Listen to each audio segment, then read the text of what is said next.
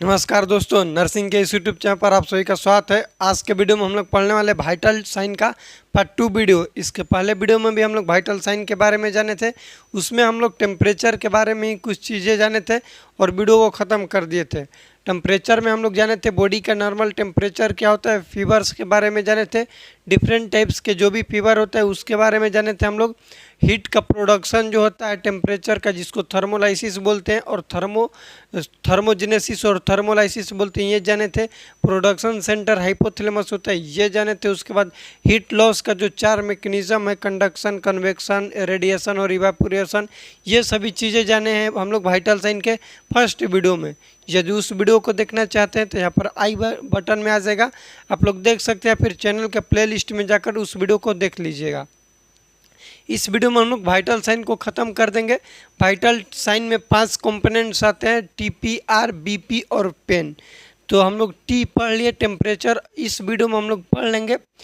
BP को P से pulse हो जाएगा, R से रेस्पिरेशन हो जाएगा, BP और पेन, सभी चीज़ों को हम लोग इस वीडियो में जान जाएंगे।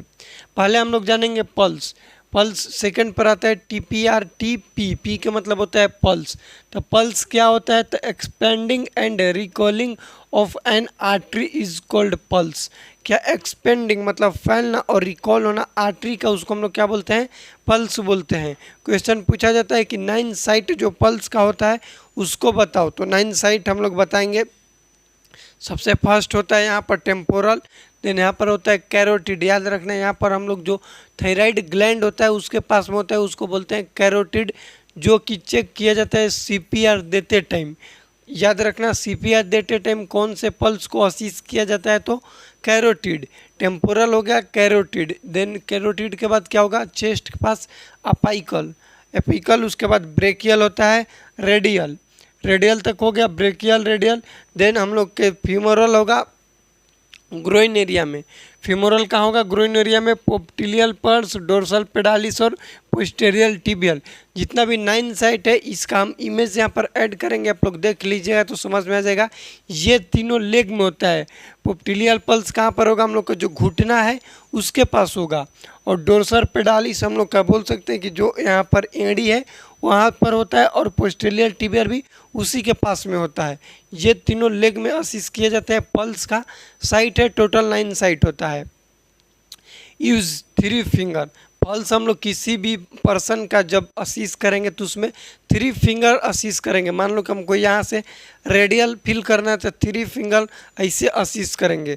आखिर 3 गो फिंगर ही क्यों असिस्ट किया जाता है, तो रेट, रिदम और वैल्यूम को चेक करने के लिए। क्या चीज़, रेट, रिदम और वैल्यूम। रेट का मतलब कि कितना आ रहा है रेट उसका, वैल्यूम मतलब इरेगुलर, रिदम मतलब कि उसका इरेगुलर है, रेगुलर है, वीक है, बाउंडिंग है, किस तरह का है। और वॉल्यूम का मतलब बोल सकते उसका काउंट ओवरलोड आ रहा है कि कैसा आ रहा है। न्यू बर्न में जो पल्स होता है वो होता है 120 to 160 बीट पर मिनट, और एडल्ट में होता है एवरेज में 60 to 100 बीट पर मिनट। ये क्वेश्चन पूछा जाता है तो इसको आप लोग याद रखिएगा। नेक्स्ट हम लोग जानेंगे टाइप्स, एबनॉर्मलिटी कुछ पल्स के।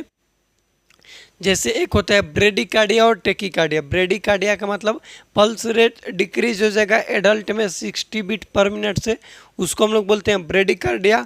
और टेकिकार्डिया का मतलब होगा कि 100 बीट पर मिनट से ज़्यादा हो जाएगा, उसको हम लोग बोलते हैं टेकिकार्डिया। उसी प्रकार से थ्रेडी पल्स और बाउंडिंग पल्स। थ्रेडी पल्स को वीक पल्स बोला जाता है, मतलब कम फील होगा। पल्स तो फील होगा लेकिन कम होगा, नाम के बराबर का होगा, फील होगा भी तो हम लोग को समझ में नहीं आएगा। सीवियर वोमिटिंग और डायरिया वाले केस में देखने के लिए मिलता है कौन सा पल्स, तो वीक पल्स। नेक्स्ट है बाउंडिंग पल्स। बाउंडिंग पल्स किस पेशेंट में देखने के लिए मिलेगा, तो फ्लूइड ओवरलोड जिस पेशेंट में होगा उसमें देखने के लिए मिलेगा। नेक्स्ट है पल्स डेफिसिट। ये क्वेश्चन एग्जाम में पूछा जाता है। पल्स डेफिसिट क्या होता है, तो बोलेंगे कि different between apical and radial pulse. Apical कहाँ पर, चेस्ट वाले पर होता है, और रेडियल पल्स कहाँ पर होगा, तो रेडियल यहाँ पे होगा। तो एपाइकल और रेडियल पल्स के बीच में कितना का डिफरेंट आ रहा है उसको हम लोग क्या बोलते हैं, तो पल्स डेफिसिट बोलते हैं। ये हो गया पल्स के बारे में। नेक्स्ट लिखिएगा रेस्पिरेशन के बारे में। रेस्पिरेशन रेस्पिरेशन होता क्या है, इसको लिख लीजिएगा। तो it is an act of inspiration of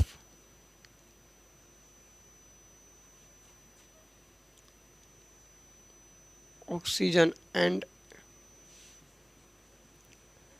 expiration of CO2। जो हम लोग इनहेल करते हैं और एक्सेल आउट करते हैं, उस टर्म्स को, उस कंडीशन को, उस प्रोसेस को बोला जाता है रेस्पिरेशन। रेस्पिरेटरी सेंटर होता है मेडुला ओब्लंगाटा, लिख लीजिएगा मेडुला ओब्लंगाटा। क्या है मेडुला ओब्लंगाटा? तो रेस्पिरेटरी सेंटर है, इसको कंट्रोल करता है। रेस्पिरेटरी सेंटर, रेस्पिरेटरी सेंटर कौन है? तो मेडुला ओब्लंगाटा है। नेक्स्ट, नॉर्मल रेस्पिरेशन एडल्ट और न्यूबॉर्न, यही चीज़ हम लोग को पढ़ना है। न्यूबॉर्न के बात करें नॉर्मल, तो नॉर्मल न्यूबॉर्न में होता है 40 to 60 ब्रीथ पर मिनट। और एडल्ट के बात करें एडल्ट, तो 12 to 20 ब्रीथ पर मिनट। ये हो गया रेस्पिरेशन के बारे में। रेस्पिरेटरी सेंटर कौन होता है? तो मेडुला ओब्लंगाटा होता है, इसको भी आप लोग याद रखिएगा। जो नॉर्मल रेस्पिरेशन होता है उसको यूपनिया बोलते हैं। क्या बोलते हैं? यूपनिया। यूपनिया मतलब क्या होता है? नॉर्मल रेस्पिरेशन जो होगा, नॉर्मल रेस्पिरेटरी रेट, उसको यूपनिया बोला जाता है, इसको आप लोग याद रखिएगा। नेक्स्ट, ब्रेडिपिनिया और टेकिपिनिया। ब्रेडिपिनिया मतलब कि 10 ब्रीथ पर मिनट से कम हो जाता है रेस्पिरेटरी रेट, तो उसको बोलते हैं ब्रेडिपिनिया। और 24 से ज़्यादा हो जाएगा, 24 ले, तो उसको बोलते हैं टेकिपिनिया। यह है रेस्पिरेशन, से याद रखिएगा।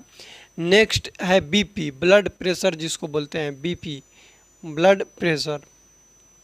ये क्या है? तो लिख लीजिएगा कि द प्रेशर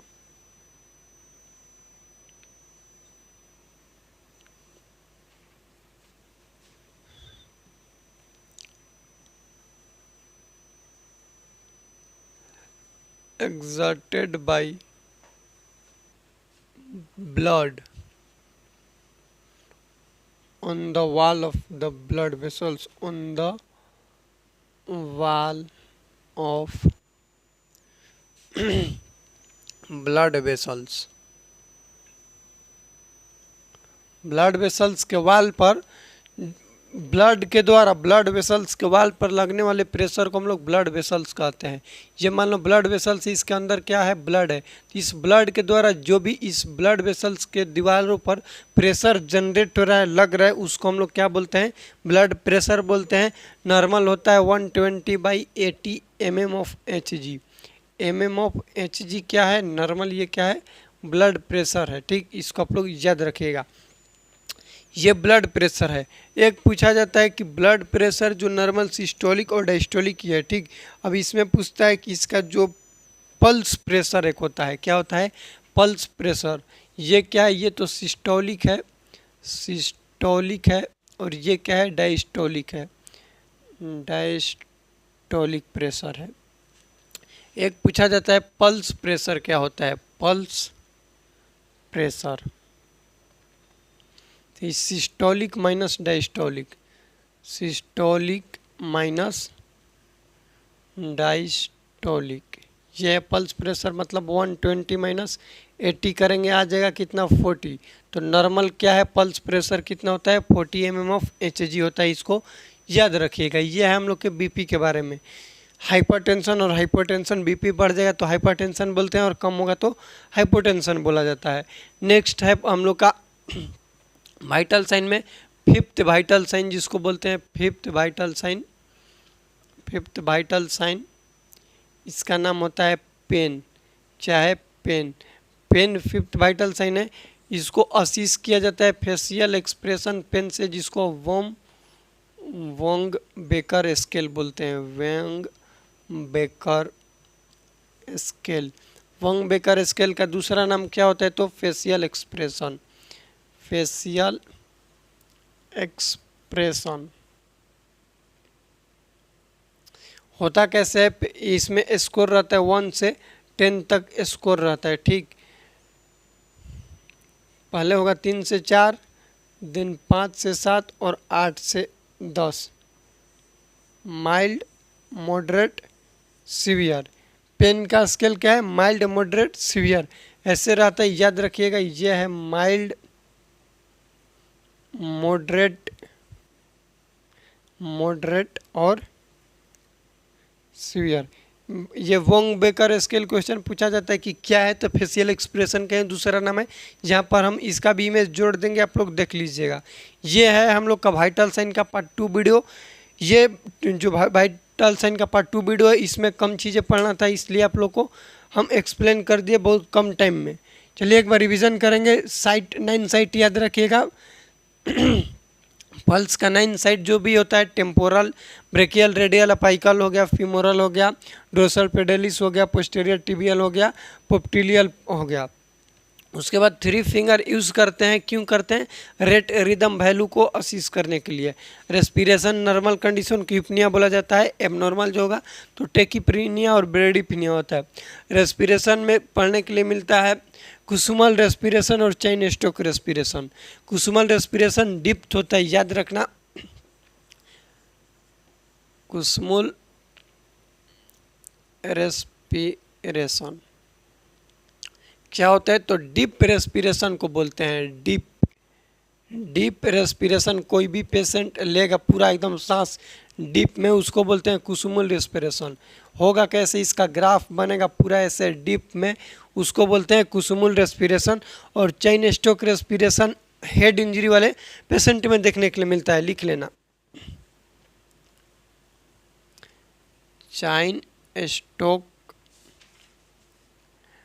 रेस्पिरेशन किस में देखने के लिए मिलता है? तो हेड इंजरी, जो भी पेशेंट होगा हेड इंजरी, उसमें देखने के लिए मिलता है चेन स्टोक रेस्पिरेशन। ठीक, ये वीडियो में इतना ही। वीडियो में कुछ भी डाउट होगा तो प्लीज़ कमेंट कीजिएगा।